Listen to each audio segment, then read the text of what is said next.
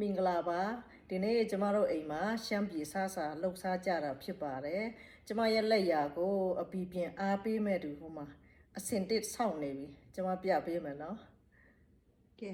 ready ပြီလားစားဖို့ ready ပါပြီခင်ဗျာကဲလက်ရာလေးပါလေးနည်းနည်းလေးပြောပြပေးပါဦးဒီမှာကြည့်ပါဦးအမဲချင်ရယ်ဝက်ခောက်ရယ်ရှမ်းခောက်ဆွဲရယ်ကျမလက်ရာကိုသူကအပီအပြင်ဆွဲတော့မယ်ကဲအားလုံးပဲမင်္ဂလာပါအတူတူကရှမ်းခောက်ဆွဲလေးစားရအောင်လို့ဖိတ်ခေါ်တယ်ဒါကအမဲသချင်ဖြစ်ပါတယ်ဒါကဝက်ခောက်ဖြစ်ပါတယ်ကျွန်တော်တို့ရှမ်းပြည်မှာဆိုရင်ခောက်ဆွဲစားရင်ဒီနှမျိုးကမပါမဖြစ်တယ်เนาะဒါကတော့အမဲသချင်တချောဝက်သချင်ဒီနှမျိုးမပါရင်ခောက်ဆွဲရစားရတာတိတ်မပြည့်စုံဘူးပေါ့เนาะဒါကျွန်တော်တို့ရှမ်းမြောက်ဘက်ကစားဖြစ်တယ်เนาะဒါကကျွန်တော်တို့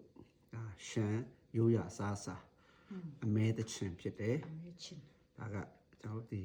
ရှမ်းမနော်ကျွန်တော်အမျိုးသမီးကတိန်းနေရရှမ်းဆိုတော့တိန်းနေကဝတ်သချင်အမဲသချင်အမျိုးသမီးလောက်တာဖြစ်တယ်တကယ်လို့စားချင်တဲ့ညီကောင်မများရှိတယ်ဆိုရင်သူ့စီမှာ order မှာလို့ရတယ်เนาะအရန်စားလို့ကောင်းတာဖြစ်တယ်ကျွန်တော်တို့ကျတော့ဒီတိုင်းပဲစားတယ်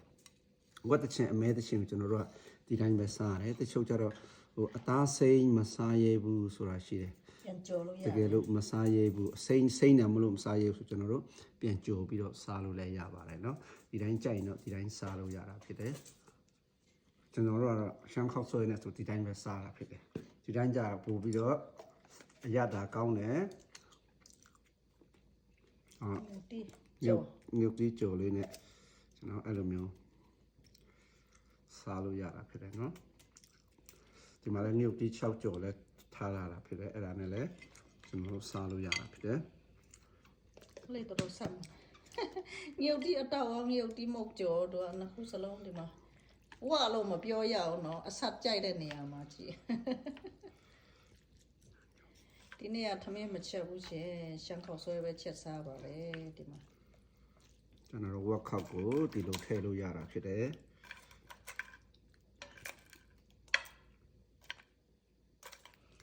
လေးတခါလေးပကံနဲ့ပုံအဲ့လိုမျိုးတခါလေးသူ့ရဲ့အရင်နဲ့လေအဲ့လိုမျိုးနှစ်လိုက်အဲ့ဆိုဝက်ခောက်ကလည်းပျော့သွားစားလို့ကောင်းတာ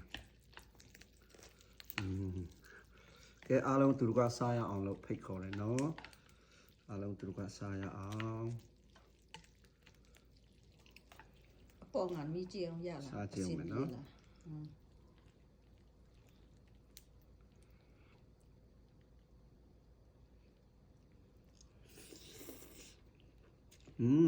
ကောင်း